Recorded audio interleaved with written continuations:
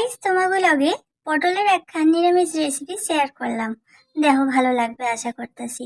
তো প্রথমেই কড়াইয়ের মধ্যে তেল দিয়ে দিলাম।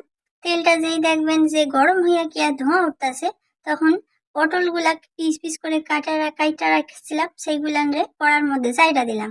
তারপরে দিলাম একটুখানি নুন, ওইটা যাতে মজাইতে মানে টাইম না লাগে বেশি, বুঝলাম কিনা। তারপর দিয়ে দিলাম একটুখানি হলুদ, দিয়ে এবার নাইরা সাইডা দিলাম, দিয়ে লাল লাল কইরা ভাইজা নিতে হবে যতক্ষণ না লাল লাল হয়ে যাবে। হালকা লাল লাল হয়ে গেলে তারপরে ওগুলারে অন্য একটি পাত্রে তুলে নিলাম। এইবারে দেখেন আরেকটুখানি ওর মধ্যে তেল মিশাইয়া দিলাম, তারপর দিলাম একখান তেজপাতা, শুকনা মরিচ, আর দিলাম গোটা শুকনা মরিচ আর কি, আর দিলাম কি একটুখানি পাঁচফোড়ন, বুঝলেন কিনা। তারপরে ওর মধ্যে দিয়া দিলাম আলু, ডুমো ডুমো করে আলু কাইটা রাখছিলাম সেইগুলান দিয়া দিলাম। এই আলুগুলান দেওয়ার পর একটুখানি নাইরা সাইডা নেওয়ার পর নেওয়া লাগবে আর কি। তো তারপরেই দিয়ে দেবো একটুখানি নুন, কারণ আলুগুলাইরেও মজাইতে লাগবো। তারপরে আর একটু নাইরা নিয়ে দিয়া দেবো টুকরো করে কাইটা রাখা টমেটো, আর একটু আদা ঘষে নিয়েছিলাম, আর তার সাথে 3খান কাঁচা লঙ্কা দিয়ে দিলাম। ঠিক আছে, দিয়ে এবার ভালো করে নাইরা নাইরা নিলাম।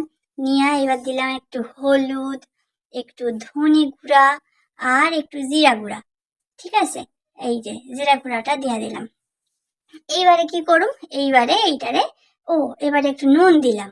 ঠিক আছে, পরিমাণ মতো স্বাদ অনুসারে আপনারা যেরকম নুন খান সেরকম নুন দিবেন। দিয়ে এবার ভালো করে ওরে কষাইতে লাগবো। ঠিক আছে, এই কষাইতে কষাইতে একটুখানি জল দিয়া ভালো করে কষাইয়া যাই দেখবেন তেল সাইডা দিছে, তখন ওই ভাইজা রাখা যে পটলগুলো রাখছিলাম না তুইলা, ওইগুলো দিয়া ভালো করে নাইরা সাইডা নেবেন। ঠিক আছে, তারপরে দেখেন মিক্সির মধ্যে বাদাম, টক দই আর কাঁচা লঙ্কা পেস্ট করে রাখছিলাম, ওইটারে দিয়া দিলাম।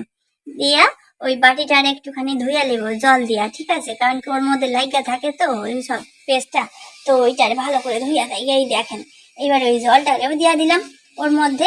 দিয়া এইবারে ওইটারে আরো ভালো করে নাড়তে থাকবো, ভালো করে না কষাইতে হবে, বুঝলেন কিনা, তবে না টেস্ট আসবো। আর দিয়ে দেবো অল্প একটুখানি চিনি, যাতে কিনা টেস্টটা একদম সব দিক দিয়া সমান তালে ঠিক হয়ে যায়। তো একটুখানি চিনি দেওয়ান লাগবে।